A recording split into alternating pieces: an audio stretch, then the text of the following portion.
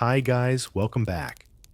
What if the hardest part of being a pirate wasn't the battles or the storms, but the long, endless months without sex privacy, or women on board life at sea meant cramped decks, no escape, and a crew of men living side by side? Most ships banned women completely, calling them bad luck. Some pirates turned to drink, others to silent arrangements that blurred the line between friendship and desire. There were even partnerships, part emotional, part practical, written right into pirate codes. So, how did they survive that kind of isolation? What happened when temptation met loyalty in the middle of the ocean? Tell me when you're watching this, are you sailing through the morning or the dead of night? And if you enjoy history that doesn't shy away from the uncomfortable, subscribe. No pressure, but the next voyage only gets rougher. You climb aboard a pirate ship, and the first thing that hits you isn't fear or excitement, it's the smell. Salt sweat, rotting wood, and a faint tang of rum that's been spilled one too many times. The sea looks beautiful, yes, but the deck, it's a cramped, swaying prison full of men who haven't bathed in weeks, and that's being generous. Imagine living in a locker room where everyone shares one towel and the ocean never stops rocking. Welcome to your new home. Your hammock is wedged between two barrels, each one filled with water that already smells suspiciously like mold. You've got maybe 2 feet of space to yourself. Privacy doesn't exist here. You eat, sleep, and curse beside the same faces every day for months at a time. Now picture this, in that suffocating male-only bubble with no sight of a woman for hundreds of miles. How do you think the human mind starts to bend? That's the quiet part no one writes about in the heroic pirate tales. The loneliness. The ache that gnaws between moments of chaos. You're surrounded by noise, yet starved of affection. Every laugh, every insult, every shove across the deck is a substitute for something softer, something human. The older sailors handle it with gruff humor. Women bring bad luck. They bark partly to sound tough, partly because it's easier than admitting they miss someone's touch. A few pretend the sea itself is enough. She's our mistress, they say. The ocean, wild and unpredictable, becomes a metaphor for desire, dangerous, untamed, always just out of control. But when storms roll in and the ship creaks like it's alive, you realize that this so-called mistress only takes. She never gives. You can't love a thing that might swallow you whole. So you learn to redirect your hunger into other rituals. Food, for example, becomes sacred. A stolen biscuit or a shared mango from a raided port turns into a feast. Rum becomes a form of emotional anesthesia, each sip dulling the ache of months without warmth. And then, of course, there's the sea shanty. Pirates didn't just sing to pass time. They sang to remind themselves they were still human. Every chorus was a small rebellion against the endless isolation. But even the loudest song can't drown out the thought that the only softness on board is the worn rope in your hands. Some sailors joke about it. Others bury the thought under layers of duty and superstition. Keep your hands busy, your heart empty. One captain warns as if loneliness itself were a kind of mutiny. And yet, there's something deeper brewing beneath the jokes and bravado. You start to notice how the men's friendships turn unusually intense. A glance held a second too long, a laugh that lingers. They share secrets, trinkets, sometimes hammocks. It's never discussed aloud, words would ruin it. But it's there, humming beneath the noise of creaking boards and crashing waves. Think of it this way. When you strip away every social rule, every polite disguise, what remains of human connection. Out here, There's no audience, no society watching, just the vast horizon and the men beside you. Some fill that emptiness with prayer, others with rum, and a few with something that doesn't quite have a name.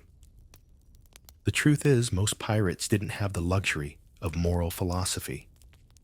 They lived by a single rule: survive today, worry tomorrow.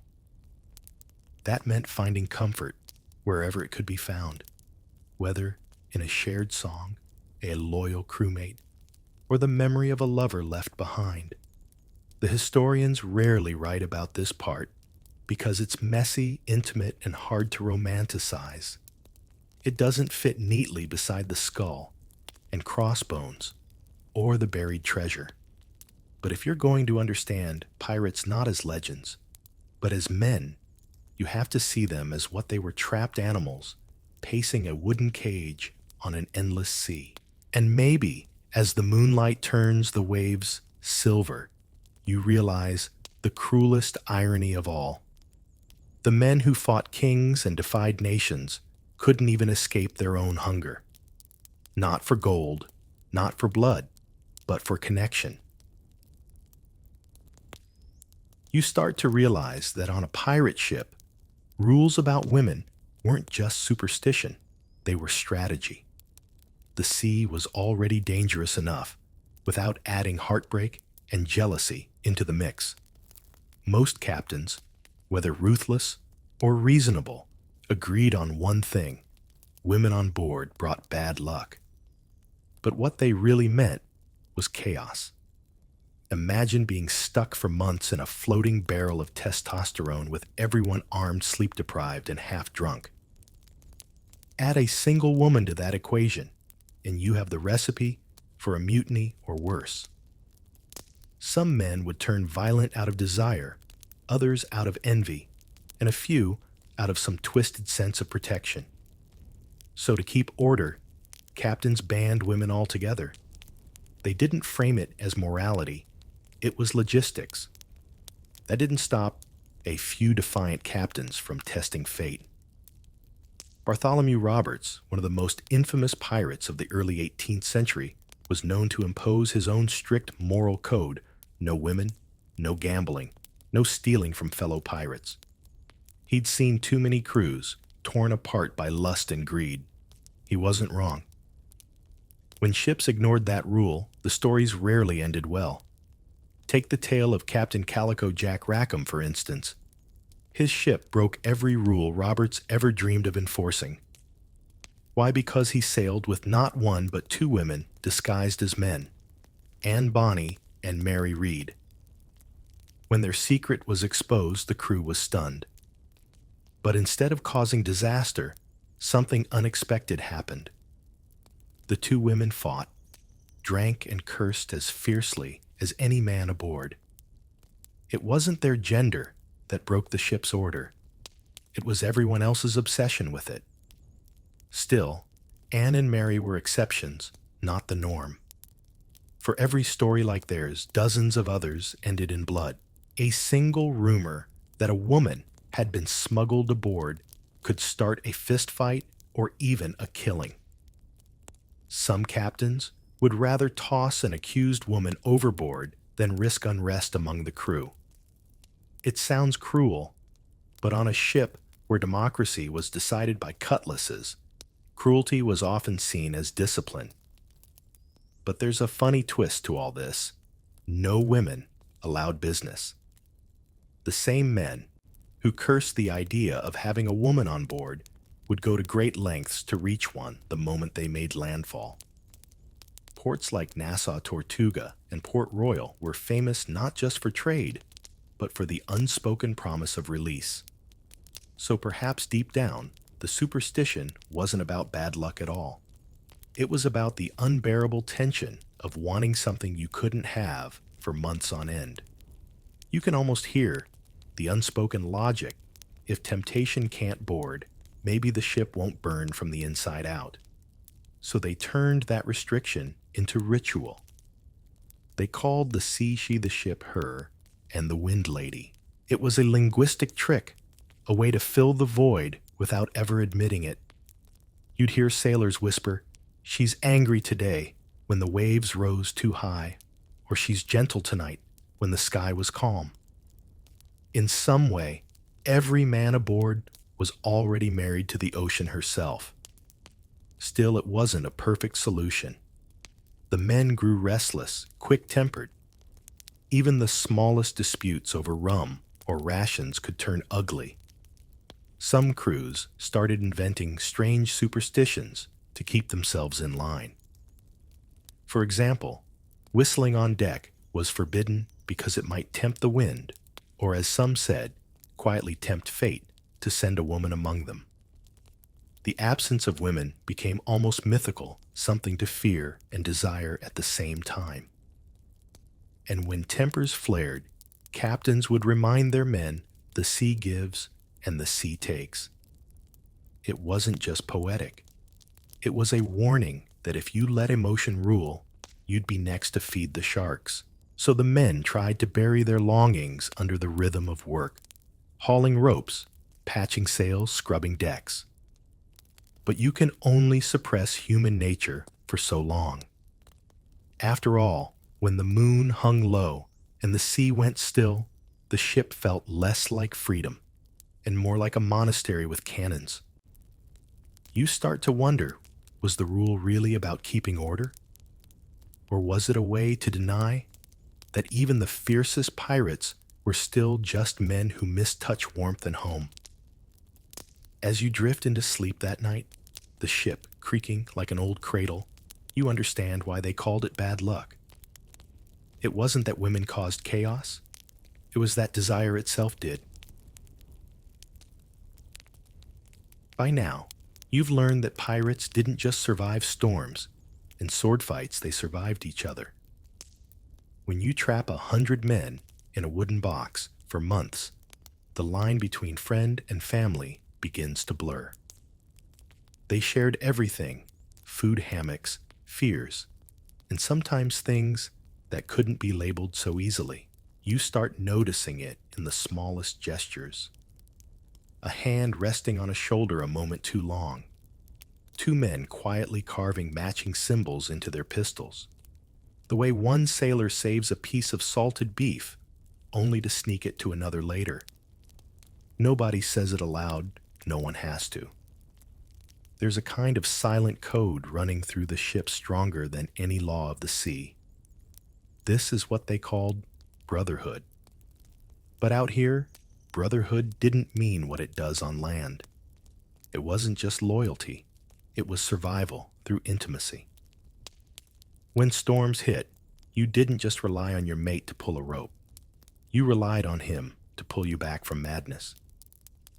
Imagine being sleepless for days, waves pounding the hull, no horizon in sight, and the only thing that steadies you is the sound of a friend humming beside you. Historians like to romanticize pirate democracy, the votes, the shared plunder, the code of conduct. But that code didn't just divide treasure. It divided loneliness. If one man was wounded, his closest friend would care for him. If one died, his share went to the companion he'd named. Some men even wrote down their wishes. "Give my pistols to him, my coat to him," in a way that reads almost like a will left to a spouse. Now, whether that bond ever crossed into something physical, that's where history gets fuzzy and fascinating. Pirates didn't keep diaries confessing their hearts, but accounts from captured sailors, naval officers, and even colonial governors whispered that the brotherhood of pirates wasn't always purely platonic. The evidence is there between the lines, too discreet to confirm, too consistent to ignore. You might wonder, how did the crew feel about that? Surprisingly, pragmatic. On land, society might have judged. But out here, morality was whatever kept the ship running. If two men were loyal, brave, and useful, no one cared what they shared when the lanterns went out. Besides, when death was always one cannon shot away, who had time for moral lectures One captured sailor from 1720 testified that pirates lived in pairs, sharing loot and bed alike. Some called it companionship, others partnership. But the most telling part was this: there was no shame in it. The sea had stripped away the world's rules, leaving only the law of necessity. Think about it. In a world without privacy, emotion became both weapon and comfort. Jealousy could sink a crew faster than a storm, but affection unspoken steady could keep men alive. It was emotional armor. You might even say the real treasure of pirate life wasn't gold. It was loyalty that ran so deep it blurred every other boundary. Of course, not everyone approved. The Royal Navy mocked pirates as unnatural men, though, ironically, life aboard their own ships wasn't much different. Long voyages, no women, cramped quarters. It all bred the same kind of closeness. The difference was, pirates didn't hide behind hypocrisy. They made their own rules. And maybe that's why the idea of brotherhood became their religion. It filled the spiritual void left by the church they'd abandoned and the families they'd left behind. Every shared secret, every night watch together under the stars became a kind of unspoken vow. When you think of it that way, the pirate ship starts to resemble a floating monastery, except this one prayed to survival, not salvation. The rituals were different, but the longing was the same. To be seen, to belong, to matter to someone in a world that forgot you. As you sway in your hammock, you realize this was the real code of the sea, not the written articles nailed to a mast, but the invisible bond between the men who slept, fought, and laughed side by side. The brotherhood wasn't lawless. It was love disguised as duty.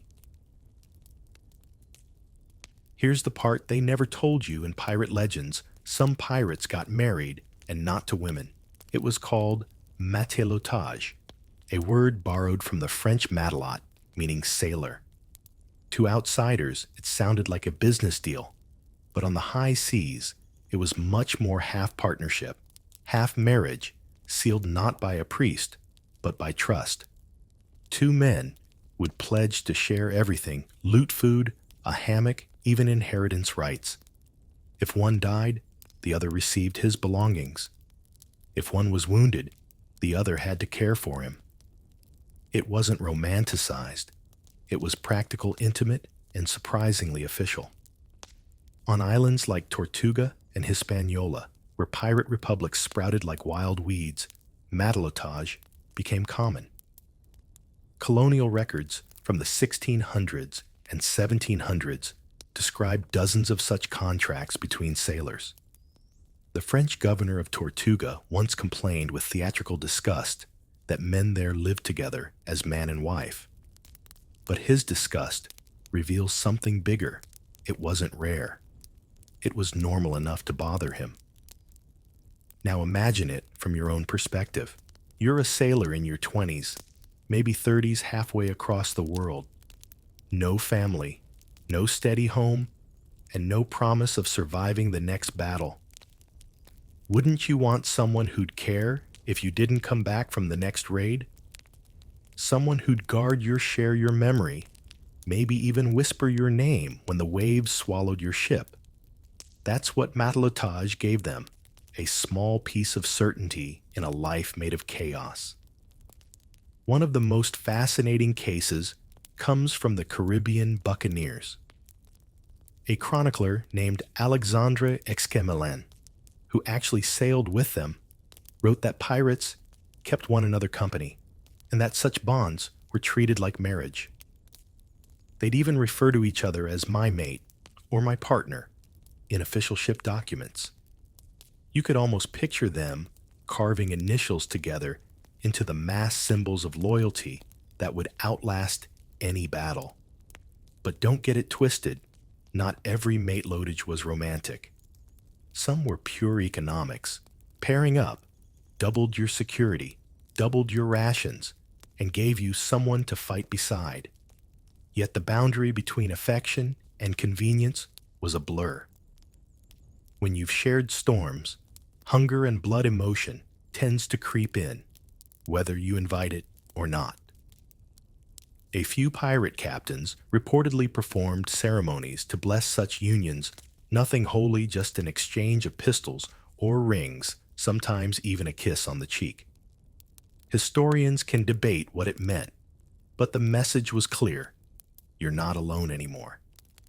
And on a sea where loneliness could drive a man insane, that was worth more than any treasure chest. Still, these arrangements made the colonial powers nervous. To European eyes, the pirate life already represented rebellion against king's laws and God himself. But matelotage, that was rebellion against nature as they saw it. It blurred the line between commerce and affection, duty and desire, masculine and something else. The irony is delicious. While governments preached morality from marble halls, the pirates, those so-called villains, were practicing their own form of equality. They didn't ask permission to love or partner as they pleased. In their world, survival was the only moral compass, and loyalty was sacred. Think about how radical that was for the 1700s. On land, even whispering such things could get you burned, jailed, or worse. But at sea, where the horizon was your only witness, two men could carve a life together, quietly, fiercely, without apology. If you ever visit the Caribbean today and walk along the ruins of Port Royal, you might wonder how many of those weathered stones once heard laughter from such partnerships. How many mates drank from the same bottle, swore eternal loyalty, then vanished into history, unwritten, unnamed, but deeply human. And when the night deepened, when the rum ran low, and the lanterns flickered, some of them must have stared at each other across that narrow space and thought the same thing. Maybe freedom wasn't just about gold or blood. Maybe it was about finally choosing who mattered. When the ship finally spotted land, it was like every man aboard had been given a second heartbeat. After months of endless blue, the sight of a coastline, any coastline, was enough to send the deck into chaos.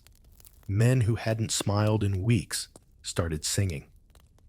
Even the captain's voice softened, because everyone knew what came next: shore leave. For a pirate, shore leave wasn't just rest, it was resurrection. The sea had drained every drop of tenderness from their bodies, and now on land, they were desperate to refill it. The taverns of Nassau, Port Royal, and Tortuga became temples of release. Imagine a world where rum was holy water, laughter a hymn, and music the only law. That's what those nights felt like. You stumble down the gangplank with your crewmates, your legs trembling from months at sea. The air smells different, earthy, humid, full of life. Then the noise hits you. Drums, laughter, the clatter of mugs. Every corner of the port is pulsing with celebration. To the locals, pirates were monsters. To the pirates themselves, this was paradise on borrowed time. You find your way to a tavern called the Broken Anchor, a wooden shack that leans like it's as drunk as its patrons. Inside, pirates from 3 nations drink shoulder to shoulder, roaring sea shanties off-key. The tables are sticky, the candles barely light the room, and nobody cares. Because for once, the crew isn't thinking about survival. They're thinking about pleasure, whatever form it takes. Some gamble throwing coins they've risked their lives for. Others eat until their stomachs ache. And yes, some seek the kind of intimacy they've been denied for months. It's not romance, it's release. It's proof that you're still alive, that you can still feel something other than salt and fear. But here's the cruel trade-off. The more the pirates indulged, the more it cost them. The brothels of Nassau and Havana knew their clientele too well. A pirate might walk in with gold and swagger, but he often limped out, broke sick, and half delirious. Rum blurred the consequences until it was too late. The morning after hangovers mixed with guilt and itching sores, and the surgeon's cabin became a confessional booth without forgiveness. Still, the cycle repeated. Every voyage ended with the same hunger, the same reckless release.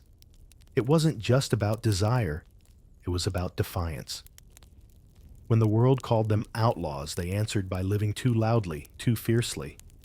If tomorrow brings the gallows, one pirate joke tonight brings the music. Even those who tried to stay cautious found themselves swept into the madness. Take Blackbeard's men, for example. After months under his brutal command, when they reached port, witnesses described them as wild creatures loosed from hell. They spent fortunes in a single night on rum cards and companionship. For them, tomorrow didn't exist. You can't really judge them, can you? In some way, it's not so different from modern life. People still chase their escapes, weekends, parties, anything, to forget how monotonous survival can feel. The pirates just condensed that cycle into brutal simplicity, months of deprivation, followed by a few days of reckless abundance. It was the same human rhythm, just louder and dirtier. And there was a strange kind of poetry to it. After days of storm and silence, the ports became living dreams. The men laughed until they wept. They danced on tables, their boots thudding like drums of rebellion. In those fleeting hours, they weren't killers or thieves, they were human again. But every night of freedom came with a sunrise of regret. Some men overslept their departure and were left behind stranded in ports that didn't love them back. Others caught diseases that would later spread through the ship like wildfire. And some, in their drunken haze, made promises to women, to friends, to fate, that they'd never remember once the tide called them home. When dawn breaks and the captain's whistle shrieks, you drag yourself back to the ship, bleary-eyed and half-empty. The laughter fades behind you, swallowed by the roar of the sea. The shore grows smaller until it's just a line between water and sky, another memory blurred by rum. And as the sails fill again with wind, the realization hits the ocean, doesn't care what you did last night. She takes you back, without judgment, without mercy. You belong to her now, and she knows your secrets. The morning after shore leave is never quiet. The ship rocks gently, but your stomach doesn't agree. Half the crew is still groaning from the night before, faces pale, eyes hollow, and spirits already back in the gutter. The laughter of the tavern is gone. Now the only sound is the slap of waves and the occasional wretch overboard. But hangovers are the least of your problems. That's when the ship's surgeon earns his keep. Down below deck, the air smells of herbs vinegar and something worse. The doctor, usually a former barber or failed apothecary, works by candlelight, sleeves, rolled up hands already stained with old bandages and blood. His tools are simple knives, clamps, leeches, rum, and a sense of dark humor. He's seen everything: gunshot wounds, gangrene, and now the aftermath of too much fun ashore.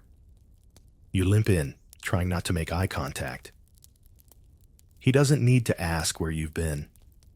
One look at you, and he sighs like a priest who's heard the same sin 100 times.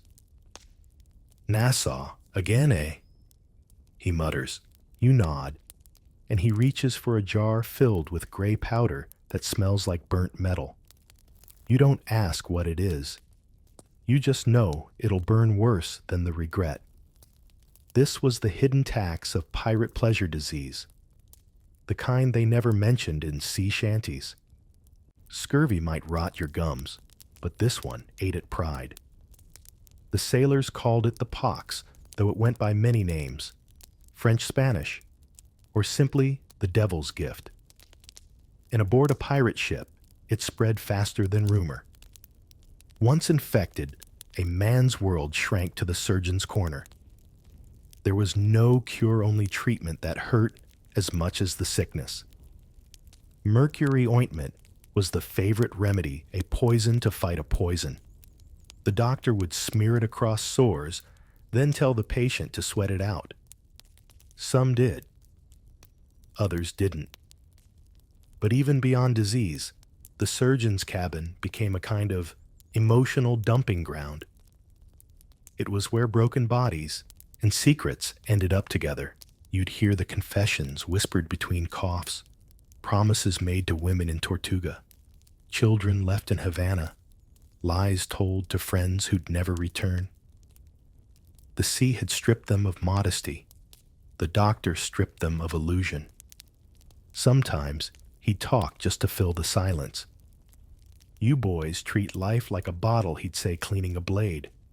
You drink till it's empty, then curse when it's gone. No one argued with him. Pirates didn't like mirrors, especially the kind made of words. It wasn't all tragic, though. There was a strange camaraderie in that misery. The same men who'd once boasted of their conquests now helped each other recover. They joked through the pain, mocked each other's limp walks, even brought stolen fruit as peace offerings. Laughter became medicine when nothing else worked. Some captains tried to enforce stricter rules after disastrous shore leaves. No woman, no rum, no regret, they'd say. But those orders never lasted long. The sea demanded discipline. The heart demanded chaos, and chaos usually won. One ship's log from 1718 recorded a remarkable entry. Half the crew laid up sick. Surgeon complains of exhaustion. Captain declares next port visit will be for water only. 2 weeks later, that same log noted crew, gone ashore in good spirits. History, it seems, has always been allergic to self-control. The doctor himself became a kind of confessor priest of the ocean. Men feared him, but trusted him. He was the keeper of everyone's mistakes. Some even came to him, not for wounds, but for advice. "How do you stop missing the shore?" one asked. The doctor shrugged. "You don't. You just stop admitting it." That's the cruel genius of the pirate life. It taught denial as survival. Every illness, every scar, every regret was treated like an inconvenience, patched over and ignored until the next storm hit. There was no time for reflection when death could come with the next wave. And yet in those dim corners of the ship where the surgeon's candle burned, you could see the truth flicker across every face, all their defiance, all their swagger. It was just a mask over the same fragile longing, the kind that no medicine could cure. By the time you leave the cabin, the ocean looks the same as always, calm, endless, indifferent. But you know something's changed. You've seen the cost of pretending that desire has no consequence. And as the wind fills the sails once more, you can't help wondering how many of these men will still be alive the next time the ship reaches port. The sea has a way of talking back when you've been alone too long. You start hearing it in the creak of the timbers, the moan of the wind through the rigging, the endless slap of water against the hull. It starts to sound like voices. Whispers, sometimes laughter. The ocean becomes a choir, and you're never sure whether it's comforting or mocking you. After months at sea, the human mind starts to bend like wet rope. The world shrinks to the rhythm of tides and the heartbeat of the ship. The faces around you blur into one another. The horizon never changes. Some men call it the sailor's madness. Others simply call it the hush. Whatever the name, it's what happens when you've been staring at nothing for too long. You try to stay busy, patching sails, polishing your pistol, counting the same pile of gold coins over and over. But the silence always comes back. It seeps into your dreams. You wake up sweating, thinking you've heard someone calling your name. And that's when the stories begin. The older sailors talk about the sea devil. They say he comes for men who've forgotten what a woman's voice sounds like. He takes the form of a beautiful creature, sometimes a mermaid, sometimes a ghostly woman floating on the waves. At first, he calls softly, promising warmth, comfort, maybe even love. But the moment a sailor reaches for him, he drags them under. It's not a bedtime tale, it's a metaphor wearing seaweed. The longer you're at sea, the more your desires start to look like hallucinations. Superstition became a survival mechanism. The men needed something to explain the ache in their chest, the longing that had nowhere to go. They blamed the sea devil, the sirens, the full moon, anything but their own loneliness, because to admit that you were simply craving touch or tenderness was unthinkable. Better to believe a demon tempted you than to say out loud, "I'm lonely." It sounds silly now, but even the most hardened captains weren't immune. Some refused to sail under a full moon, fearing the call. Others banned sea shanties about love, claiming they awakened old ghosts. One notorious pirate, Edward Lowe, was said to have gone mad after insisting he'd seen a woman swimming alongside his ship at night, her face pale as salt. The crew swore the next morning he was quieter, gentler, until he wasn't. Isolation does strange things. When every day looks the same, memory becomes a kind of mirage. You start remembering touches that never happened, voices that never existed. You see patterns in the stars and faces in the foam. And the worst part of you starts wanting it to be haunted just so you're not alone. Sometimes the ship's parrot or the occasional stray cat became the crew's emotional anchor. One pirate named Black Sam Bellamy reportedly carried a pet monkey and treated it better than most captains treated their men. Maybe it wasn't sentimentality. Maybe it was sanity. When the only soft thing you've seen for months is a rope fur starts to feel like grace. You catch yourself staring too long at the moon, tracing the reflection of light across the waves. It moves like a woman's hand, graceful and unreachable. You blink, but it's still there. Maybe the sea devil isn't real, but loneliness is, and that's worse. Even the toughest pirates developed strange little rituals to cope. Some whispered prayers they'd long stopped believing in. Others carved charms into the mass little symbols meant to keep the madness away. You find yourself doing it, too, etching tiny marks just to prove you exist. Every scratch in the wood becomes a conversation with the silence. Modern psychologists might call it sensory deprivation or isolation trauma. Back then, the pirates just called it the curse of the deep. Some laughed it off. Others didn't make it home to tell the tale. And yet, amid all that madness, something beautiful happens. The sea strips you down to your simplest truths. You realize how fragile you are, how easily longing can twist into faith or fear. The pirates didn't have therapists or journals. They had each other, and the occasional hallucination that reminded them they still wanted to be loved. So when the storm clouds gather and you swear you hear singing beneath the wind, you stop asking whether it's real. You just listen. Because sometimes that haunting melody is the only thing keeping you human.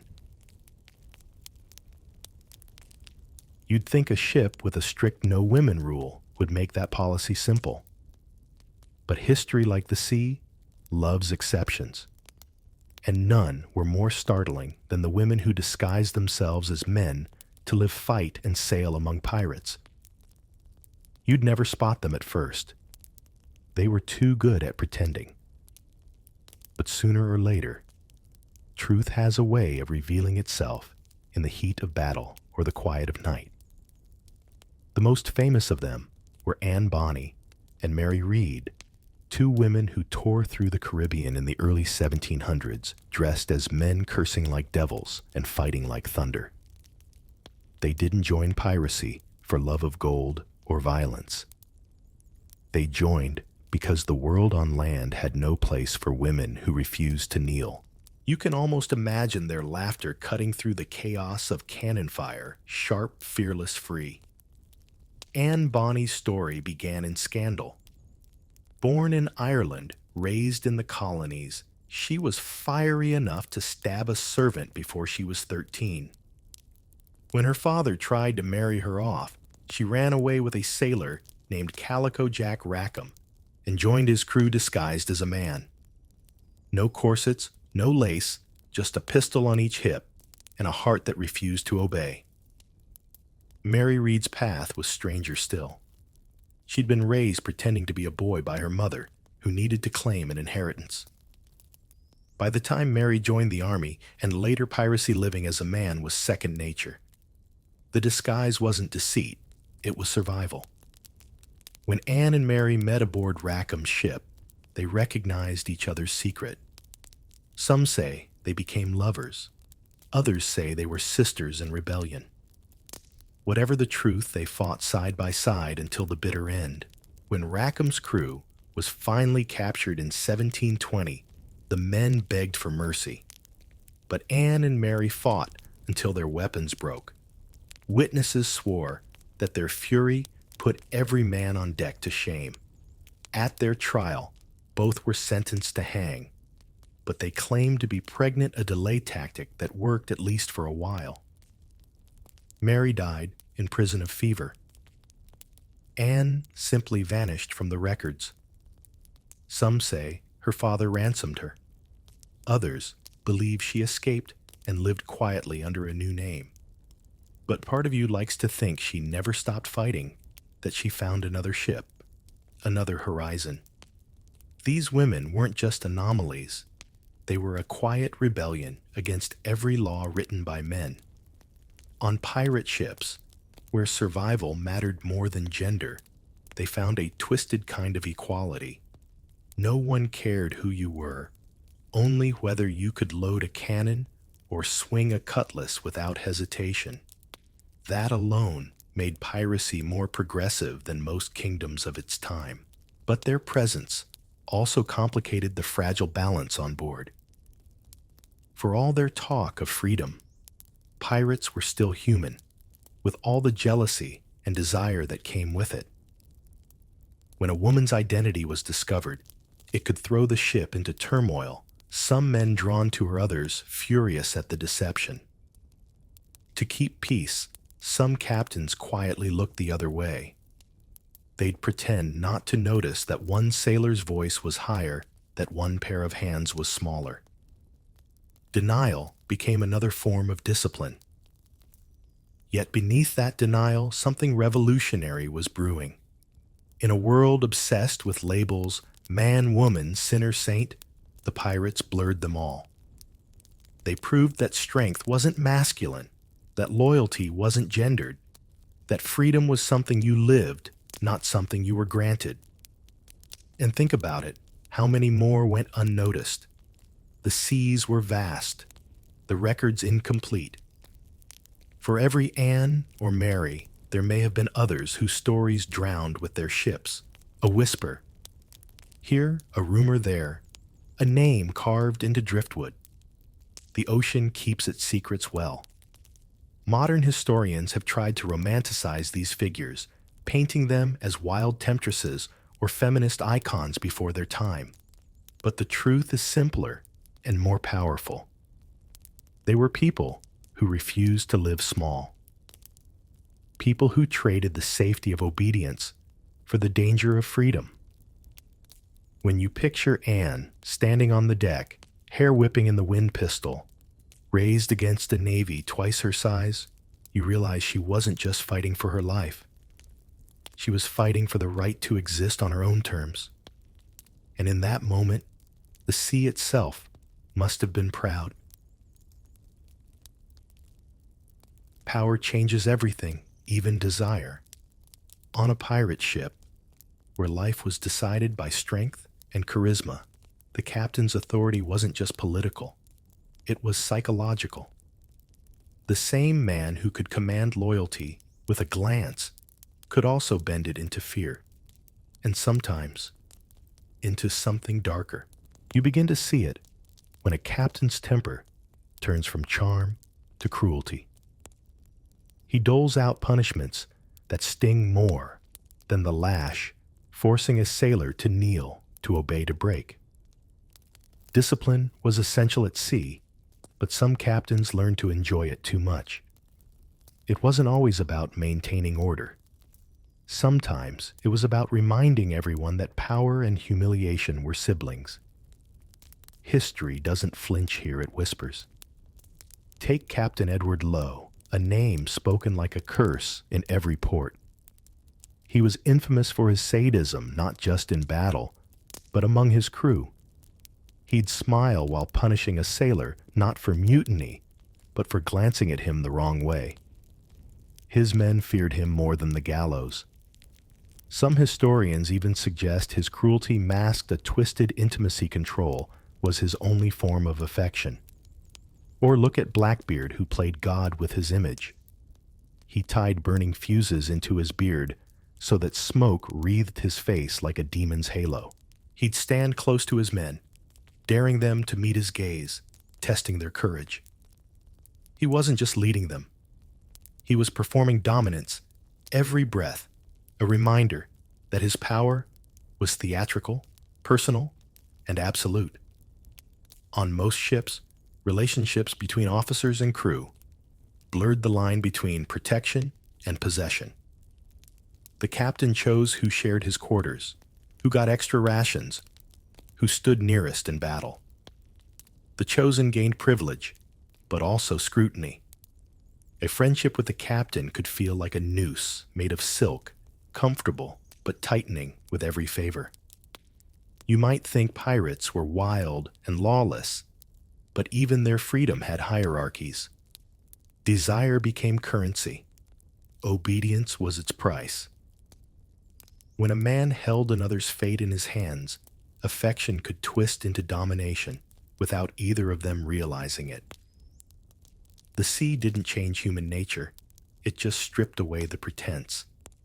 And then there were the punishments that blurred into theater.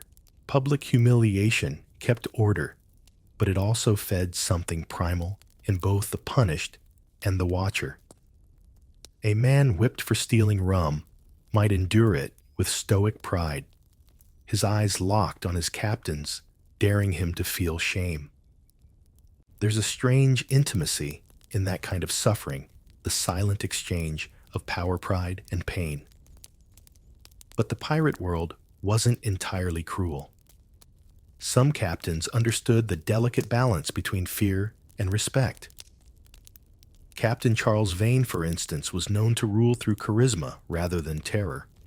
He punished when he had to, but he also protected fiercely.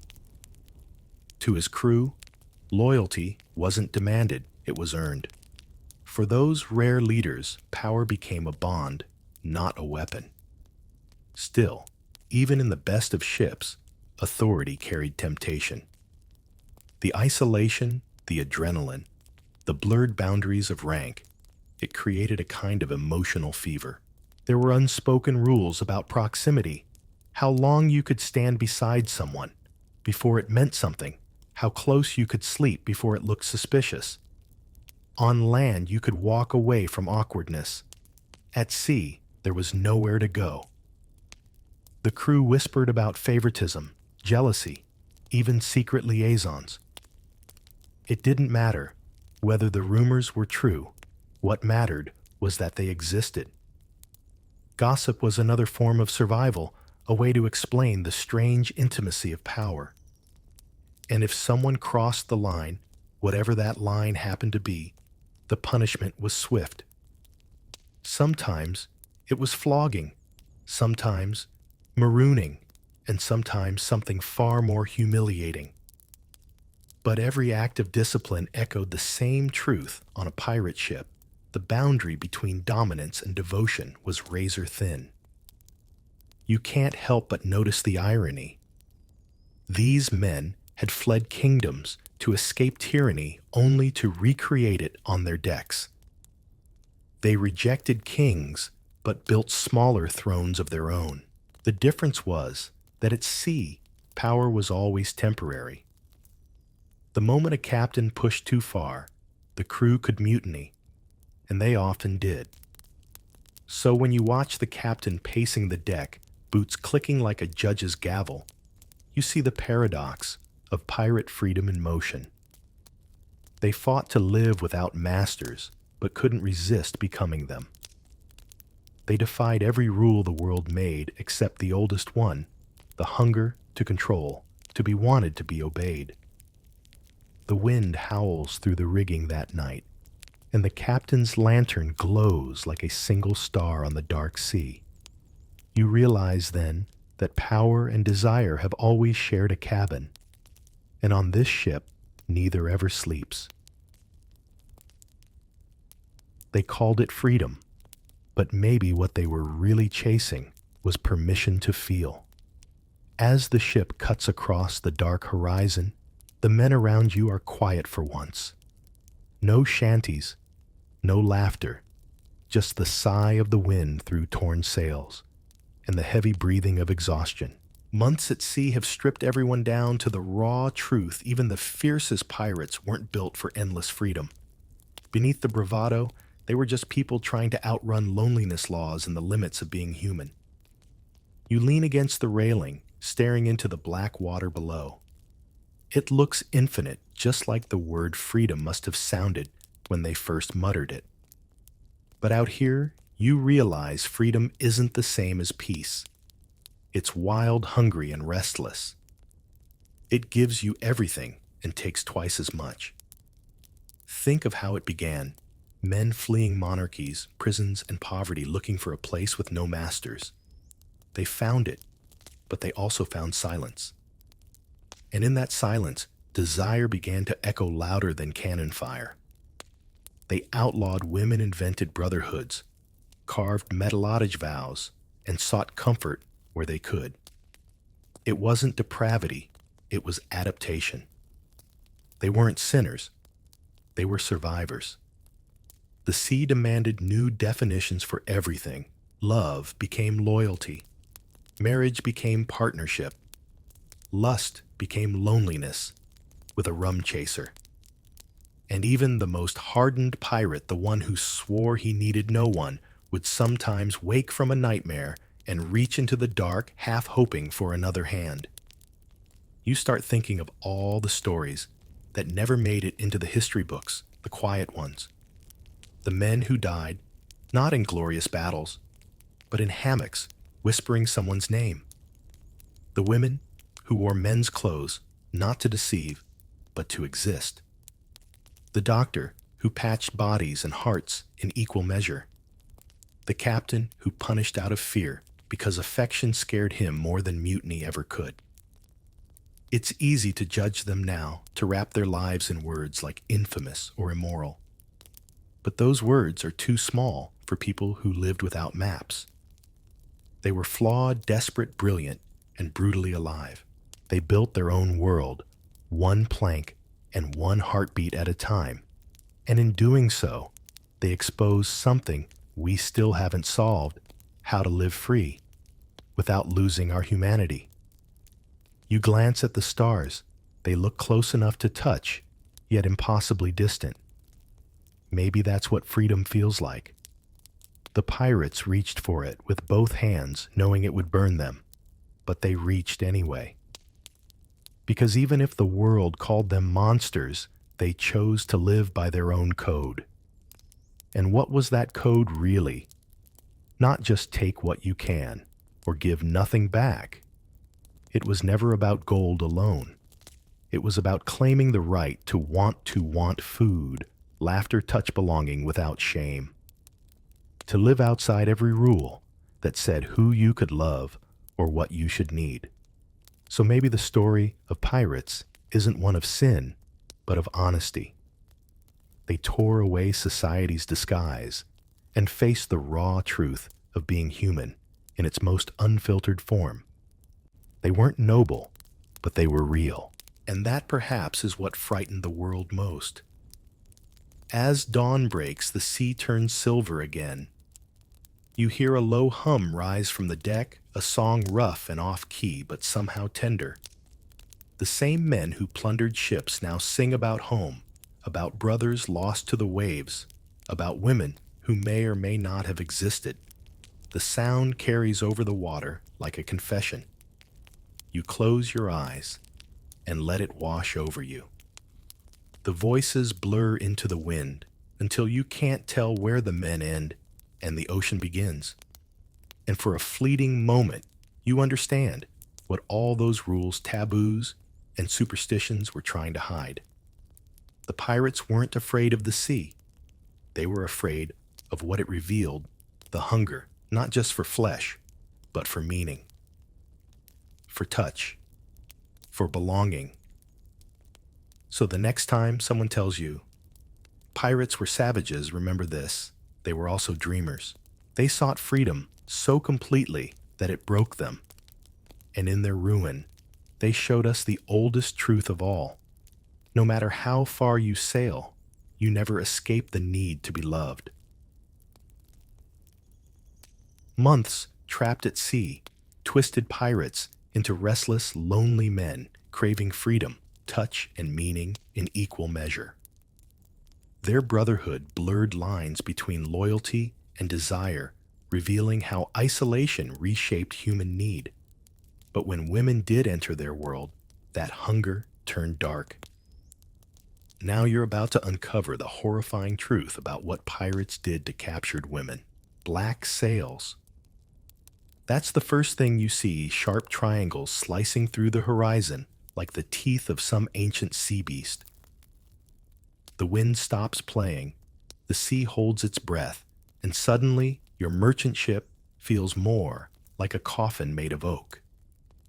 You can almost hear the crew's hearts hammering beneath their shirts as the lookout yells one word that makes everyone's stomach drop. Pirates. And not the movie kind who wink and juggle parrots. These are the ones who smell of gunpowder, sweat, and something that used to be rum 3 weeks ago. You stand on deck as chaos unfolds. Sails, snap ropes whip, and the captain's voice cracks trying to sound brave. The women on board merchants' wives and passengers bound for the New World huddle together like startled doves. A few still clutch rosaries, others just close their eyes and pray the pirates might take the gold and leave the rest. Spoiler, they won't. Pirates didn't waste good plunder. And to them, a captured woman was a prize worth more than silver. The sea, after all, had no witnesses. As the black flag rises, skull and bones grinning against the sun, you realize how calculated this terror is. That flag wasn't just decoration. It was psychological warfare. It promised no mercy. Many ships surrendered at the sight of it, hoping to avoid bloodshed. But surrender didn't mean safety. It only meant survival would cost something else. You can almost smell the mix of salt and fear the sharp metal tang of blades being drawn. The merchant captain lowers his flag, and the pirates cheer a chorus of triumph that sounds more animal than human. When the pirates finally board, it's fast like a storm with knives. Some shout in English, others in French or Spanish, their laughter echoing as they tear through the cargo. Barrels of sugar, gold coins, silks, spices, and then their eyes fall on the women. You notice the shift immediately. The laughter grows quieter, more deliberate. The pirates begin to circle. One of them, tattooed from neck to wrist, tips his hat with mock politeness and says, "Well, now, what treasure have we here?" You suddenly understand that for these men, plunder isn't just about money, it's about dominance. It's unsettling how routine it all seems. No one hesitates, no one objects. History often paints pirates as free-spirited rebels, but here you see something closer to organized cruelty. They were businessmen of fear. Women were spoils, the human equivalent of a captured ship. In some cases, captains even kept ledgers where women were listed alongside barrels of rum and crates of tobacco. And yes, those records existed, grim proof that this wasn't chaos. It was commerce. You might wonder, weren't there any pirate codes or rules? Oh, there were. Articles of conduct carefully written to maintain order among thieves. But those noble-sounding rules rarely applied to captives, especially women. To the pirates, women were outside the law, outside the brotherhood. Power meant permission, and mercy was considered weakness. In some twisted way, they believed the ocean absolved them. Whatever happened at sea stayed at sea. Imagine for a moment the sounds aboard that ship after victory coins, clinking drunken shouts, the creak of timbers, and beneath it all muffled sobs. The world above decks celebrated while below fear grew roots. Some pirates justified it, saying women brought luck or comfort on long voyages. That word, comfort, has a dark history that stretches far beyond this moment. You'll see it echo again centuries later in war, always meaning the same thing: control, disguised as care. But for now, you're here watching as the sea glitters deceptively beautiful under the sun. The same sun that shines on both cruelty and calm. You realize that in the world of pirates, storms weren't just weather, they were choices. And this one has only begun. You'd think after the chaos of a raid, there'd be a pause, a moment for everyone to breathe, to sort out what's left. But pirates didn't work like that. Once the cannon smoke cleared and the last frightened sailor dropped his weapon, a new ritual began dividing the spoils. And just like gold, silver, and rum, women were now part of the inventory. They called it the division of plunder, and it was both methodical and grotesque. You watch as the quartermaster, a man whose job was to ensure fairness, ironically enough, lays out the shares. The captain gets 2 or 3 portions, officers 1.5, the crew 1 each. And then someone laughs and gestures toward the trembling captives. "What about them?" he says. The answer is silence first, then cruel chuckling. No one needs to explain that this kind of plunder doesn't get written in the ledger. It's the unspoken bonus. For the women, it's a lottery without winners.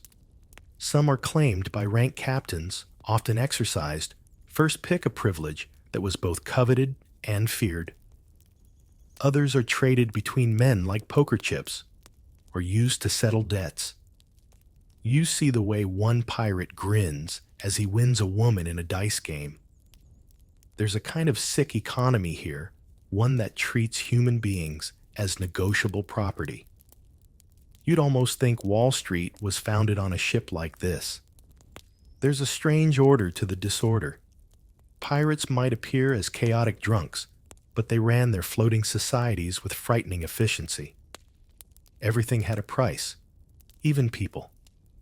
And the way they justified it, they said, "We're at sea. The law doesn't reach here." The ocean was their loophole, and cruelty their currency. You might ask, did all pirates behave this way?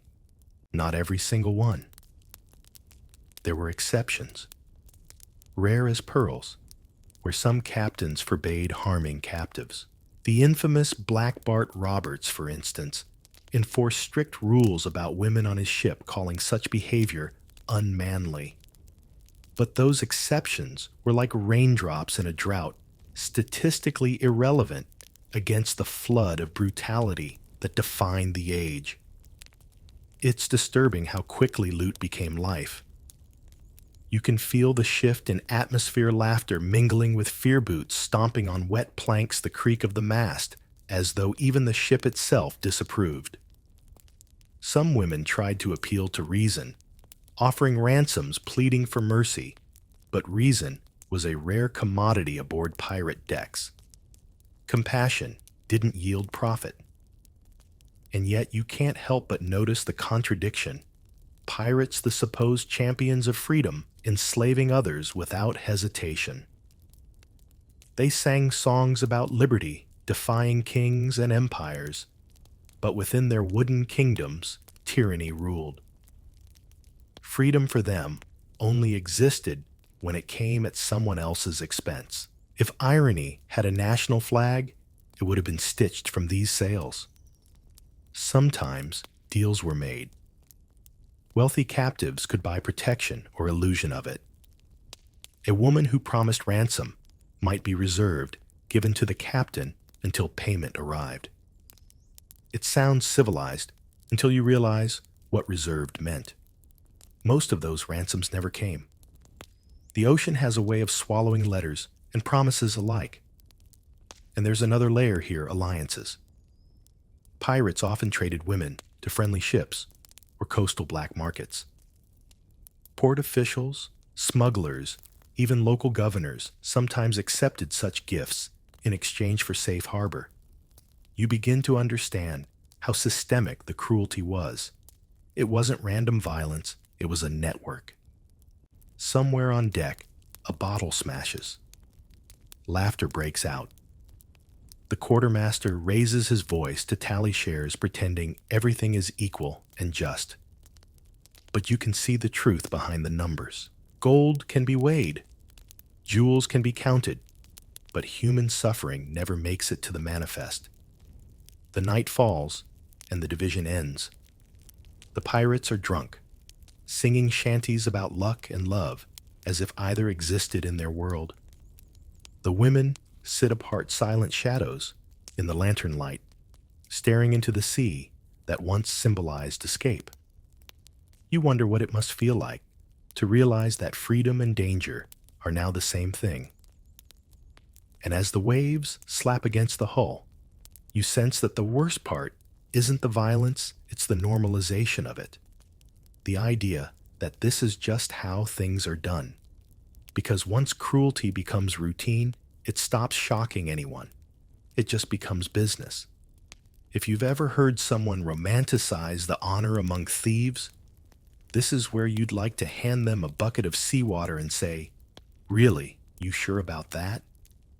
Pirates love to brag about their codes, their democratic rules, their fairness, their brotherhood. On paper, it sounded almost utopian. Everyone got a vote. Loot was divided equally. Even injuries had compensation. Lose a leg, you got paid. Lose your freedom. Well, that depended on your gender. You walk among the crew as they gather under the moonlight to recite their so-called articles. A parchment pinned to the mast lists their sacred laws: no stealing from your mates, no deserting during battle lights, out at 8 bells. It's like a floating version of the 10 Commandments, except someone quietly erased the parts about basic humanity. Because as you soon see, the pirate code stopped at the moment a woman was captured. The ink didn't cover them. The men puff out their chests, proud of their orderliness. One even claims, "We're more civilized than the Navy." And he's not entirely wrong. Pirate democracy really did exist: voting shares, even health insurance of a sort. But when it came to captives, the democracy dissolved faster than rum on deck. They justified it by calling women spoils of war, part of the reward system that kept morale high. A grim kind of motivational program if you think about it. Some captains went further, writing private rules that openly contradicted their official codes. Captain Edward Lowe, notorious even among pirates, supposedly allowed anything his men wanted as long as it didn't cause mutiny. Liberty, he called it. You stand there staring at that word, realizing how twisted freedom sounds when it's built on someone else's captivity. And yet, there's irony floating in the air thicker than gun smoke. Many pirates themselves were once slaves, sailors whipped by naval officers, men who fled brutality only to recreate it at sea. It's like humanity couldn't outrun its own shadow. The oppressed becoming oppressors, history's favorite plot twist. Sometimes a new recruit would hesitate, questioning what was happening to the women. But the sea has a way of drowning guilt. Peer pressure aboard a pirate ship was as strong as the tides. One man's silence became another's permission. And over time, conscience was replaced by ritual. The ship became its own moral universe, isolated and self-justifying. Out here, no law of God or country applied, only the captain's. You can almost hear the contradictions creak in the wood. Pirates toasted to liberty while locking others in darkness. They spoke of justice while dividing the helpless. And the strangest part, they saw no hypocrisy in it. When men live too long without accountability, the mind starts to warp. The sea becomes a mirror, but it reflects only what you choose to see. Occasionally you'd hear a pirate quote the code like scripture. No man to strike another in anger, one recites proudly right before dragging a woman by the hair for resisting. The absurdity hangs in the air like mist. If someone protested, they risked being labeled soft, even mutinous. And mutiny, well, that was punishable by death, or worse, marooning. So everyone looked away. You wonder, how does a society, even one of criminals, sustain itself on contradictions? The answer lies in fear and convenience. It was easier to believe that women were objects, not people. Objects don't accuse. They don't haunt you in dreams. They don't ask questions like, "What would your mother think?" That's why pirates called their captives cargo. It wasn't just dehumanizing. It was anesthetic. It numbed the mind. Still, some captains took their code seriously to a fault. Bartholomew Roberts, the one who refused to keep women on board, actually punished any man caught harming a captive. He was an exception that proved the rule, the rare moment when decency flickered in an otherwise dark sea. But even he couldn't control every crew member, every storm, every night, when discipline drowned in rum. By dawn, the code is back on the mast, fluttering proudly, as if it meant something noble. The men laugh, drink, and call themselves righteous rebels. The women remain below deck, out of sight, out of the articles, out of history's protection. And as the sails billow in the wind, you realize something chilling. Civilization itself isn't the absence of cruelty. It's just the pretense of rules. The pirates only removed the pretense. You've probably heard of pirate brides, those romanticized tales where a fearless rogue falls for a beautiful captive and protects her from the rest of the crew. Let's be honest, that wasn't love. That was ownership, wrapped in poetry, and history has been kind enough to call it marriage. You stand on the deck one humid night as the captain, an aging man with gold rings on every finger, announces that he's taking one of the captured women as his wife. The crew cheers not out of joy, but relief. Claiming a woman meant she was spoken for, and therefore temporarily safe from everyone else. Temporary being the key word. The woman stands motionless, her face blank, as if her mind has already left the ship. The captain drapes his coat over her shoulders like a crown of authority. Somewhere below deck, someone laughs bitterly. They called it a sea marriage, but it had nothing to do with vows or faith. It was survival disguised as ceremony. Some women accepted these forced unions because the alternative was worse if belonging to one man could spare them from the violence of many. Then it was a grim kind of logic. You might even say it was the cruelest form of protection, the kind that looks like mercy, but isn't. This wasn't rare. Reports from the Caribbean to the South China Sea tell the same story: captains and officers taking wives for weeks, sometimes months, before abandoning or trading them at the next port. They justified it with language that made it sound almost noble. "She is under my care," they'd say, as if claiming someone erased the crime. It's the same excuse history repeats over and over whenever power meets vulnerability. One of the most infamous examples was Captain John Phillips of the Revenge, who married a young Irish woman captured near Newfoundland. He gave her a necklace, paraded her before his men, and forbade anyone to touch her. For a moment she was treated as royalty, but royalty on a sinking throne. Weeks later, when she fell ill, Phillips lost interest. She was left behind on a deserted coast, her name never recorded. You can almost hear the ocean reclaiming her story, wave by wave. Sometimes, though, the tables turned. There are whispers of women who used these forced marriages to their advantage, listening, observing, surviving long enough to plan escape.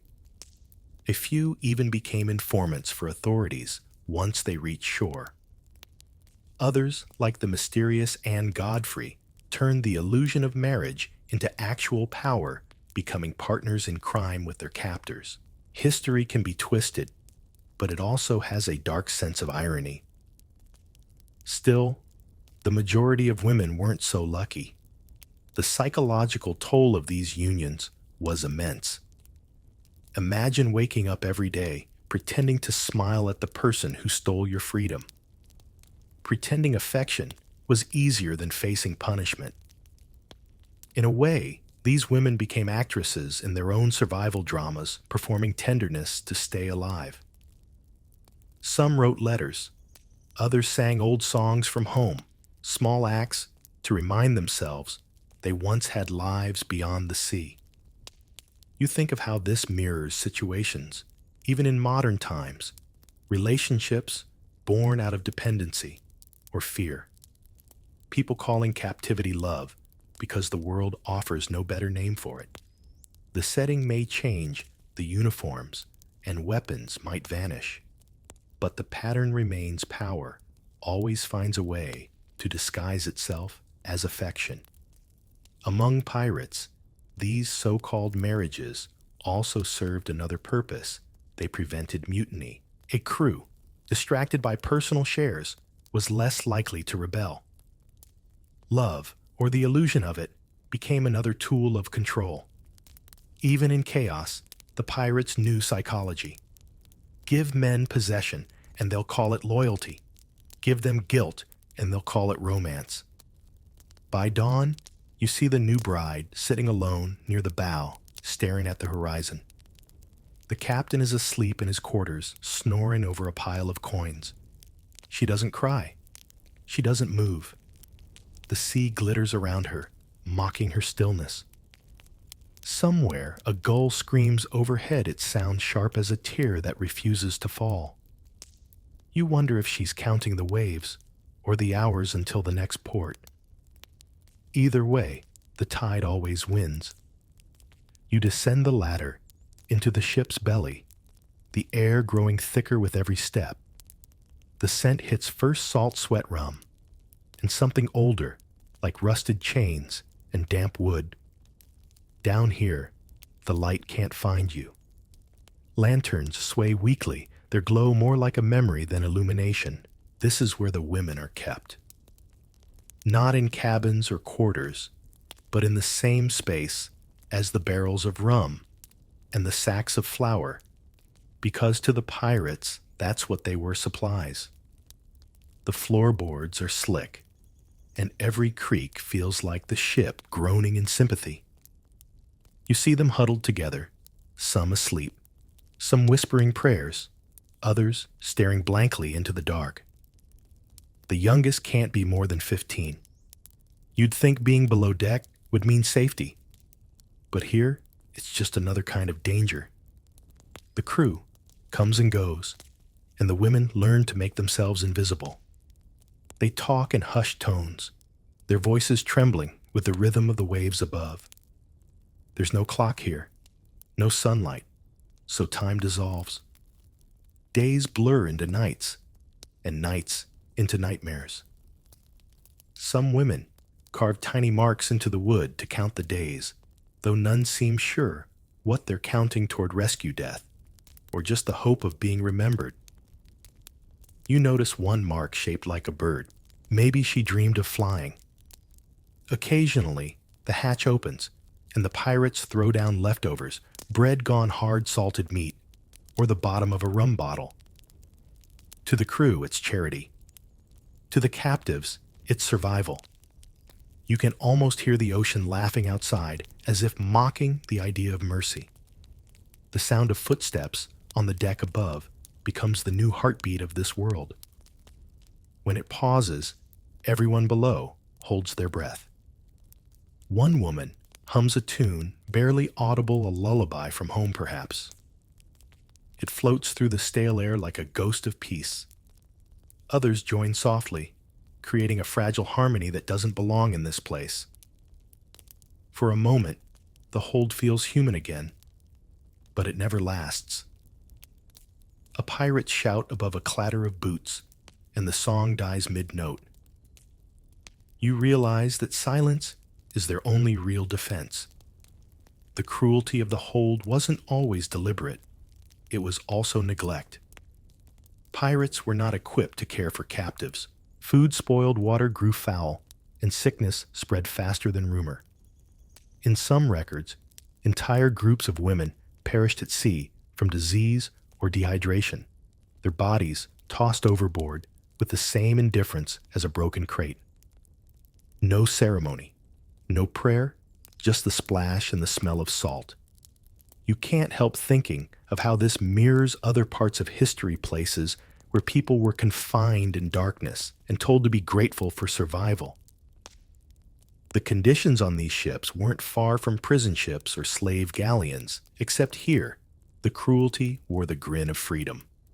The irony stings men who claim to flee oppression at home, turn the open sea into their own empire of cages. Sometimes storms would roll in, shaking the ship like an angry god. The women clung to the beams as waves crashed overhead, praying the sea might swallow everything. When the storm passed, a strange quiet followed, a reminder that even nature had more mercy than the men above. You watch as they lie back, drenched in sweat hair, clinging to their faces, whispering names you don't recognize. Names of mothers, lovers, children, anchors to a world they might never see again. There's a small irony you can't ignore. Many pirates believed the sea was alive, a spirit that punished greed. They'd toss coins into the water for luck, whispering apologies to it before a raid.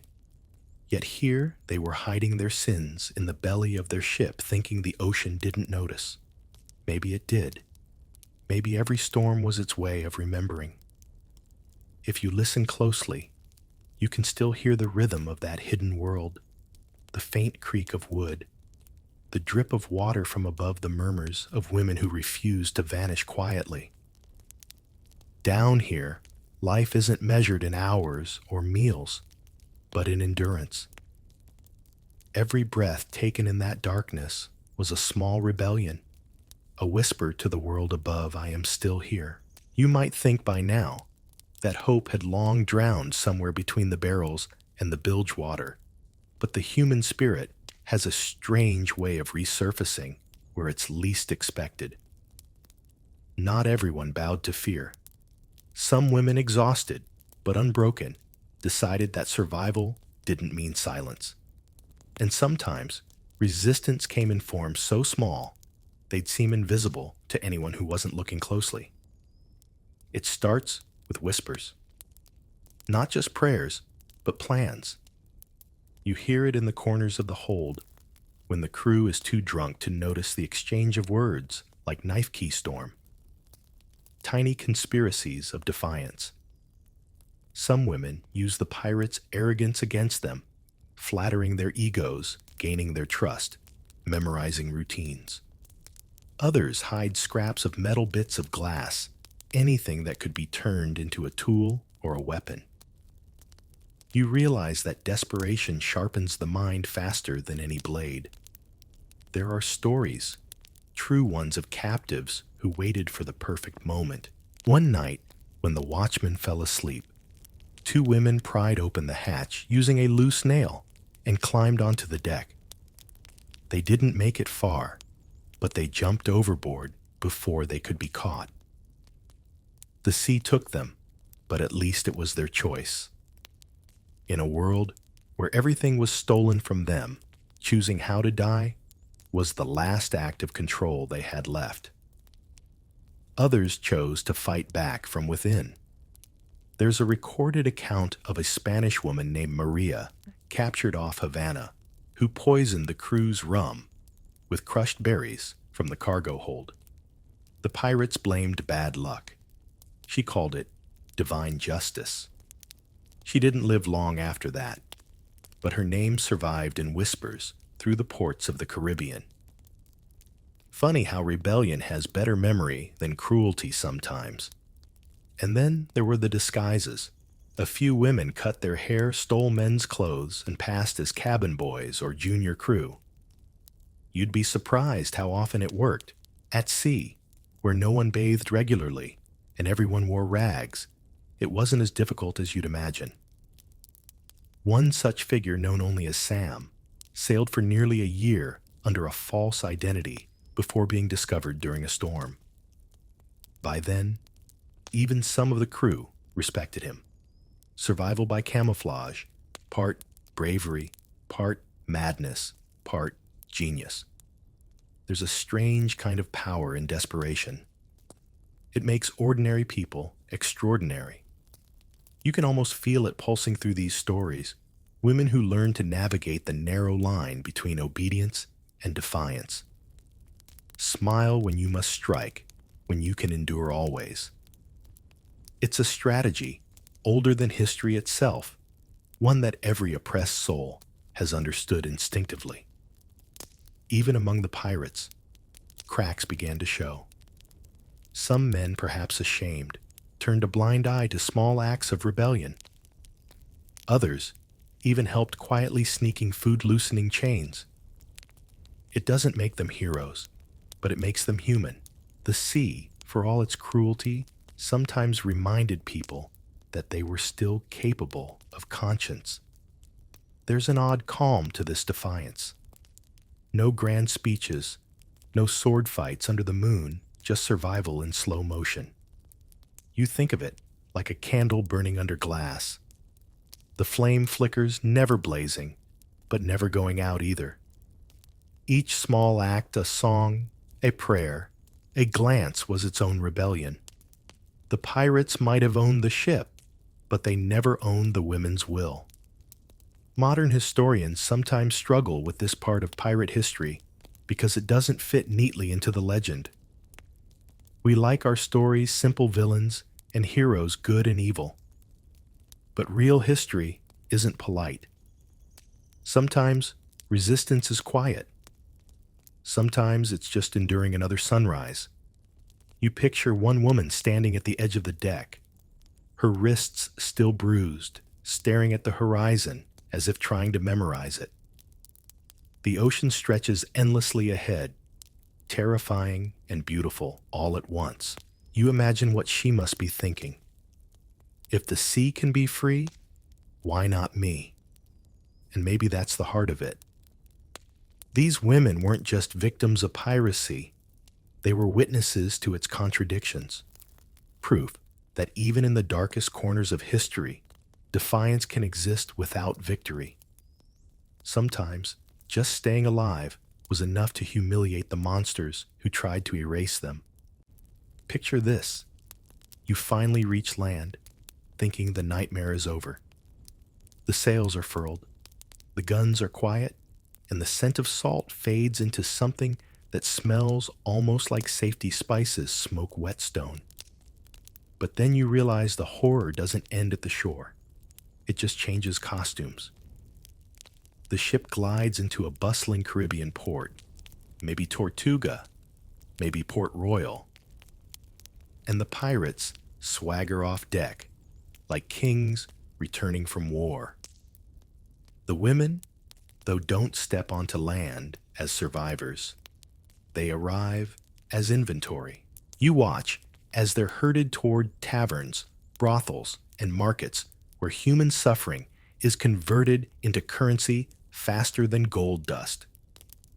The ports that history likes to romanticize as pirate havens were really open-air economies of vice. Sailors, traders, governors, and even churchmen turned blind eyes because everyone profited somehow. The line between pirate and politician blurred quicker than rum on a hot day. In some cases, women were sold, officially written into ledgers, as indentured servants or comforters. Other times they were gifted to allies, smugglers, or local elites who provided safe harbors to the pirate fleet. It's not unlike the way corruption works today. Everything looks legal if you write it down the right way. A paper, a stamp, a signature, and suddenly horror becomes commerce. In port taverns, these women were forced into lives that historians politely call entertainment. You can almost hear the music, the drunken singing, the clinking of mugs. But behind every song, there's a transaction. Pirates might call them wenches or companions, but the truth is colder. They were collateral. A reminder that power doesn't just conquer, it recycles. Some women were sent to plantations, forced into domestic labor for the same men who had financed the pirates in the first place. Others ended up in what you could call the shadow market hidden houses, where sailors went to forget the war and where no one ever asked for names. The ones who survived longest weren't necessarily the strongest. They were the ones who learned how to negotiate humanity in a place that didn't recognize it. You wander through the port, imagining the chaos carts rolling over cobblestone's gulls, crying overhead sailors shouting prices. Every scent screams that this is a city alive, but beneath the noise there's an invisible silence, the silence of people whose voices no longer matter. The women learn to blend in, to smile when required, to vanish when convenient. You realize that pirates weren't the only villains here. Civilization, with its courts and markets and pews, was just a better-dressed accomplice. Even more haunting are the official documents that survived. British and Dutch colonial archives mention native women taken by rovers and now serving in households. That's how history hid the horror in polite language. Words like taken serving settled. Bureaucratic vocabulary designed to erase pain. It's astonishing how cruelty can sound so tidy when written in ink. Some pirates grew rich enough to retire buying small estates or taverns where they kept the same women, who once were their captives, now renamed as wives or maids. The world on land gave them the respect the ocean never did. You might wonder, how could society accept that easy? They didn't ask questions. The ports ran on profit, not morality. And every so often, one woman escaped. She'd vanish into the jungle or stow away on another ship or start anew in some distant colony under a false name. You can't help but root for them, the unknown heroines who refuse to let history end their story. There's something quietly triumphant about imagining one of them outsmarting the men who thought they owned her. By now, the myth of pirates as romantic rebels feels absurd. The truth was closer to a network of exploitation dressed up as adventure. The ports were their boardrooms, the taverns their negotiation tables, and the women the silent shareholders in a business built on despair. As night falls over, the harbor lanterns flicker along the docks. You watch one woman linger by the water, her reflection trembling on the black surface. Ships sway gently in the tide, ready for another voyage. She stares out at them, not in longing, but in understanding. She knows now land and sea were never opposites. They were just two sides of the same coin, flipped by men who always made sure it landed in their favor. You'd think, after all, that there'd be no kindness left to find in this story. But history, ever the trickster, always hides contradictions in its darkest corners. Even among the monsters, there were moments, small, flickering moments, when someone remembered they were human. The myths call them merciful pirates, and while that sounds like an oxymoron, those rare exceptions remind you that cruelty was a choice, not a rule. Take, for instance, the curious case of Captain Samuel Bellamy, the so-called Robin Hood of the seas. Legend says he forbade his crew from harming captives, especially women, declaring that pirates should fight for freedom, not oppression. Of course, that didn't stop others from ignoring his orders. But for a fleeting moment, decency had a voice aboard the Wida galley. He treated his prisoners with something resembling respect, allowing them to walk the deck, even dine with the crew. It's unsettling how remarkable basic humanity sounds when surrounded by savagery. Then there were the women who became pirates themselves: Anne Bonny Mary Red, Grace O'Malley. Their stories are tangled between fact and myth, but what's undeniable is that they shattered the script. They weren't captives. They were captains in their own right, cutting through the expectations of their time with as much precision as any blade. Imagine the shock of the crew when they realized the fearless fighter beside them wasn't a man at all. It must have felt like seeing history glitch in real time. Still, even these women were exceptions, anomalies in a sea of suffering. For every Mary Read who fought back there were hundreds whose names were never recorded. It's almost as if the ocean itself conspired to keep their voices drowned.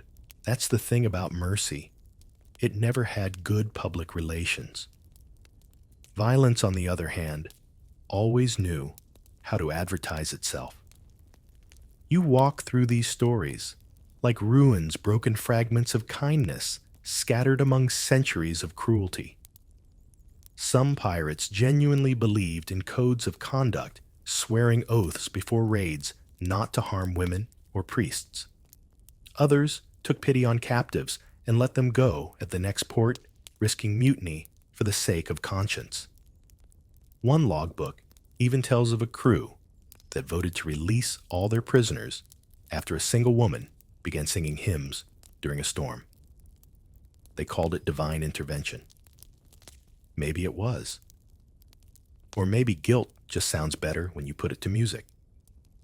Even so, mercy often came tangled in contradictions. A pirate might protect a captive only to keep her for himself. Another might show kindness one day, and cruelty the next, the sea moodier than any conscience. History rarely gives us clean heroes. Instead, it offers complicated people constantly negotiating between survival and soul. You can't help comparing it to today, how even in modern times, people excuse harm by saying it was different back then, as if morality has an expiration date. The pirate age is long gone, but that defense still floats around, buoyed by the same cowardice that once sailed under black flags. And yet the existence of those rare merciful moments matters. They prove that not everyone surrendered to darkness. That even in a world built on fear, a few souls refuse to become entirely hollow. Maybe that's why Anne Bonny, before her execution, supposedly told her lover, "If you had fought like a man, you needn't be hanged like a dog." It wasn't just an insult. It was a final act of defiance, a reminder that dignity doesn't die quietly. Mercy, in those rare flashes, was rebellion. It was the refusal to let the ocean's violence define every heartbeat on deck. It didn't redeem the pirate age, but it punctured the myth that's enough. Because once you know that some men could choose compassion, you can no longer pretend that cruelty was inevitable. As dawn breaks over the horizon, the water glows gold, almost holy. You realize the same sea that carried nightmares also carried mercy, fragile, but afloat.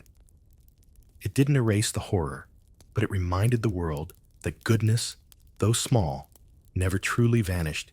It just had to fight harder to stay above water.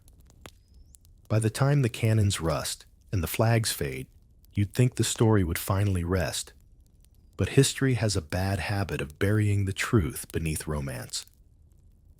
The pirates are long gone, yet the legends that replace them wear such shiny armor you'd hardly guess what those wooden decks once held. The songs, the movies, the Halloween costumes, they all skip the part where the laughter came at someone else's expense. When the golden age of piracy ended, the survivors, the ones who'd endured captivity, faced a new enemy silence. Returning home should have been the end of the nightmare, but society rarely welcomes back the broken. Some women found their families had moved on, ashamed of what had happened, unwilling to take them in. Others tried to rebuild lives under new names, carrying memories heavier than any anchor. It's cruelly ironic those who were wronged became the ones who had to apologize. You can imagine it, a woman stepping off a ship, years after her capture, skin weathered by salt eyes, hollow but alive. She tells her story, and people look away. They whisper words like shame, dishonor, bad luck. No one wants reminders that evil didn't always wear a uniform. So she stops speaking. She fades into history's background, one more ghost of the sea. The official records hardly mention them. Chronicles list cargo, gold, mutinies, storms, but not the names of the lost. And when later generations romanticized piracy, the women disappeared entirely. The dashing outlaw, the adventurous rogue, that's the version people preferred. The truth was too inconvenient, too messy for bedtime tales. It's strange how society edits its own memory like an overzealous writer, trimming out all the uncomfortable paragraphs. Every now and then, you stumble on fragments, a parish register listing unknown woman deceased at sea, or a sailor's diary hinting at unpleasant business. That's how historians know these women existed at all through the margins. You start to realize history doesn't forget people. It just decides who's worth remembering. And denial didn't die with the pirates. Even centuries later, scholars debated whether stories of captured women were exaggerated, as though thousands of missing names could be explained away as rumor. It's a familiar pattern. Doubt the victims, defend the myth. You can see the same logic echoing through other chapters of history: wars, colonies, conquests. The scenery changes. The script doesn't. What's worse, popular culture revived the pirates as anti-heroes. They became symbols of rebellion, independence, freedom, the very things they stole from others. It's not that the legends are wrong. They're just incomplete. The problem isn't in celebrating the daring, it's in forgetting the cost. Every yo-ho-ho came from a deck scrubbed clean of screams. Every treasure map ignored the lives buried beside the gold. You think of those survivors who lived long enough to see pirates executed, some even testified at trials. One record from Jamaica mentions a woman who stood before the court, her voice steady, as she identified her captors. The judge wrote that she showed remarkable composure. What he didn't write was what it cost her to achieve it. Sometimes, justice came in strange forms. A few pirates begged forgiveness before hanging, claiming they'd been misled by temptation. Others laughed to the end unrepentant. But the truth is, no punishment could undo the centuries of silence that followed. The women weren't just victims of pirates. They were victims of the world's eagerness to forget. You can almost feel history's smirk in the way museums display pirate flags and pistols, but never mention the human toll. Even school children grow up thinking of piracy as adventure, not atrocity. You might wonder how many more stories are still waiting at the bottom of the ocean, trapped beneath shipwrecks and coral whispering through the current. And maybe that's the real tragedy, not just what was done, but how easily it was erased. The sea didn't just swallow bodies, it swallowed accountability. Every wave that breaks against the shore sounds a little like applause for a lie we're still telling ourselves. You see the skull and crossbones on a beach towel, and it smiles like a joke that forgot the punchline. You pause, because once you've heard the real story, the grin feels wrong, like laughter in a church during a thunderstorm. You wander a modern harbor, where yacht masts ping in a friendly breeze, and souvenir shops spill plastic cutlasses into the sunlight. A child begs for a pirate hat. A parent shrugs and buys two. If only they could feel the hush that used to live under those same sails, the hush you met when the black flag rose, when the quartermaster's ledger skipped a line where a name should have been. The sea is calm today, but memory is tidal. It returns and sets. It brings back the division of plunder, the paper-thin codes, the performative marriages, the airless hold. You can almost hear that below-deck lullaby, cut short mid-note, the one that taught you how silence can be a shield and a wound at the same time. Tour guides love a good story, and pirates make easy theater. But if you stand far enough from the crowd, you notice which parts they lower their voices for or skip completely. They linger on buried treasure, glide past buried lives. They quote swagger, not sobs. You start counting the edits like notches in a mast.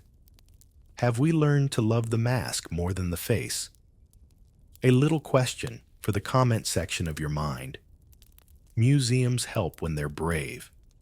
You step into one with creaking floors and glass cases filled with pistols, coins greened by seawater, a compass that refuses to point to anything but profit. On one wall, a map of port economies connects dotted lines between taverns, governors, and privateers who behaved like pirates with diplomacy. On another, a quiet exhibit, unrecorded lives at sea. It's just a bench, a ledger copied in facsimile, a list of taken women reduced to initials and tallies. No melodrama, just handwriting. Sometimes ink hits harder than cannon shot. You remember the exceptions, the Bellamy rumor, the oath-breakers who tried decency for a day, the women who disguised themselves, the storm songs that disarmed a crew. Those moments don't excuse anything. They indict it. If compassion was possible, then cruelty was chosen. That's the equation that won't stop ringing like a ship's bell in your ears. Out on the pier, a bronze statue watches the water, not a captain with a saber, but a figure seated eyes level with the horizon, hands open but not empty. Her presence is quiet, which feels exactly right. You read the small plaque, no names, just a sentence about those who were carried without consent across these waters. Someone has tucked a sprig of rosemary at the base. The wind flips it like a page. Do you leave a coin, a flower, or just your attention? Attention costs the least and changes the most. There's a temptation to say, different times. You've heard that in every century. But harbors still hum with versions of the same trade, just with better paperwork and more polite lighting. Port economies still find ways to make people vanish into services and arrangements, words that sound like velvet but cut like rope. If the past teaches anything, it's how euphemism becomes armor. Maybe the better question is, what do we call things today so we don't have to feel them? And what would happen if we stopped translating pain into policy language? You walk past a cafe where a black flag logo winks from a chalkboard beside the espresso specials. It's catchy branding. It always has been. The Jolly Roger was a marketing department before marketing had departments. Fear was the product surrendered the subscription. The add-on, as you learned, was human. Now the logo sells lattes, but symbols don't lose their original weight just because we set them down for a while. Pick one up, and you might hear the clink of a long-ago share, a captain's first pick, the crowd's sly relief when possession passed for protection. History, when told as bedtime, ought to help you sleep with both eyes wider open. So try this. Next time you see a costume aisle, ask yourself what the story leaves behind.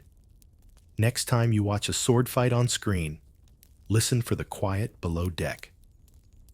Next time you hear a shanty, wait for the verse that never made it into the chorus. Interactive question for you? If you could add one plaque to a harbor, you know what would it say and where would you set it, so no one could dodge it on their morning jog?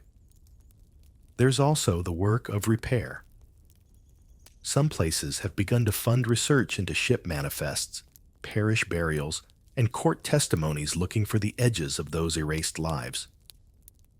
Community historians map the shadow market that tied sea to shore, tracing how taverns, estates, and magistrates turned suffering into civic revenue. It's unspectacular labor, dust microfilm ink stains, but it lifts forgotten names like pearls from silt. And once a name surfaces, denial can't breathe as easily. You think back to the first moment the wind died and the black sails arrived, how the sea seemed to hold its breath the way a room does when truth steps through the door. If stories can glamorize, they can also disinfect. We don't unremember by accident. We choose clarity the way a captain chooses a course. And we correct like navigators, note the drift mark, a new bearing, keep checking the stars. The moral ones, not the shiny ones. Someone on the pier laughs the good kind, the kind that fits inside a sunny day. It doesn't sound wrong anymore. Laughter can live with truth so long as it stops pretending to be its replacement. You picture the women who learned to smile in order to survive, then learned to stop smiling when survival finally meant saying no. If there's any monument they might want, it's probably this: fewer myths, more memory, fewer costumes, more names, fewer skulls, more faces. As the afternoon light goes honey soft, you watch a small sailboat tack across the bay, its wake sketching a white line that vanishes almost as soon as it appears. That's how most lives move through history, brief, bright, erased by the next wave. But every so often a line holds. A song unfinished finds a harmony. A ledger with initials becomes a wall with full names. A souvenir flag becomes a lesson you don't put back on the rack. You don't need to hate every pirate story. You just need to insist on the chapters that were cut. And if a child tugs your sleeve tomorrow and asks for a pirate tale, you can still tell one. Just keep the lantern low and the voice gentle, the way you do when you want someone to hear everything.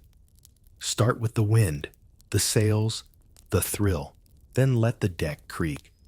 Let the code flutter. Let the marriage reveal its trap. Let the hold breathe. Let the resistance spark. Let the port whisper its prices. Let rare mercy flicker. And finally, let the waves remember what the ledgers tried to forget. That way, when you reach the last line, the sea will sound different. Still beautiful, still dangerous, but honest for once. And honesty is the only harbor large enough for everyone who crossed it. Tonight, you've drifted through black sails, thin codes, forced marriages, the airless hold the quiet rebellions, and the ports that turn suffering into neat ledgers. You've learned that legends skip the cost, but memory can set the record steady like a compass finding north after storms. Let the sea grow soft again. Let names return like distant buoys blinking in patient rhythm. Breathe in the salt of truth. Breathe out the noise of myth. The hull stops creaking, the lantern dims, the tide keeps time. You are safe on shore now. Close your eyes. We remember. You can rest tonight.